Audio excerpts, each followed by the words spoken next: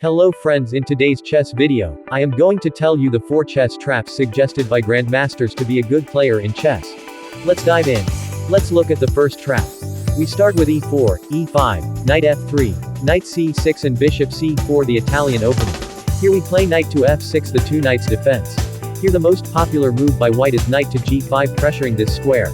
We play some tricky move here, bishop to c5, and allowing white to capture the pawn. White gets greedy and captures the pawn and fort the rook and queen. But we ignore this and play bishop f2, giving check to the king. King takes f2 is forced. And after that we capture this e4, knight again giving check to the king. The most natural response by white is king e3 in this position. And we play a crushing move, queen to h4. White is getting a rook, so he captures. Can you find the winning continuation for black here? You can pause the video and can think. If you get the answer me in the comments section below. And if not, stay in the video. We play queen to f4, giving check to the king. Here if king goes e2, then queen f2 will be a checkmate. And now the king d3 is the only safe square. We play knight to b4, again giving check to the king. Here e2 is the only legal square. And queen f2 is a beautiful checkmate. Let's look at the second trap. This trap starts with e4, e5, knight f3, knight f6, the Petrov's defense. Here we capture the pawn and black also captures the pawn. The Damiano variation. Here we play queen e2, attacking the knight. Black plays pawn f6, counter attacking on our knight. But we ignore this and play queen to h5, giving check to the king. King defends the check by pawn g6, and here we play knight to g6, sacrificing our knight. Here if black does not capture our knight, then we can simply capture this rook, and also which will be a discovered check. Hence black has to capture this knight, and we win the rook.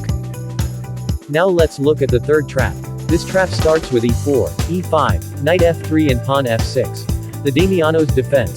Here we play a surprising move, knight to e5, sacrificing our knight. Black happily captures the knight. But this was a big blunder.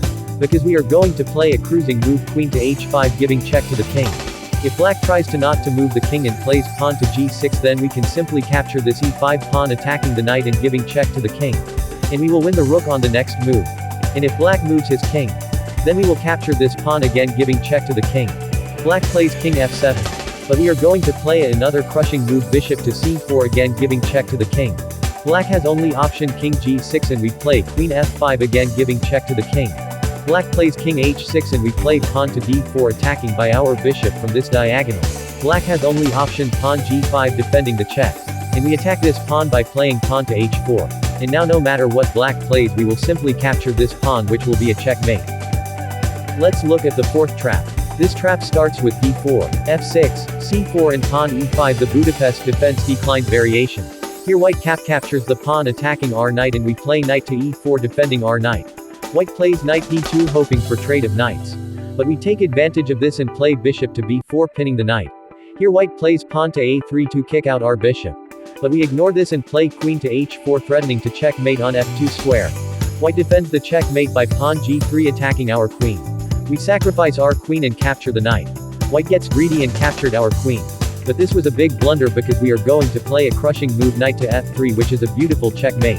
Watch these videos to learn more this type of chess traps and subscribe me for more traps.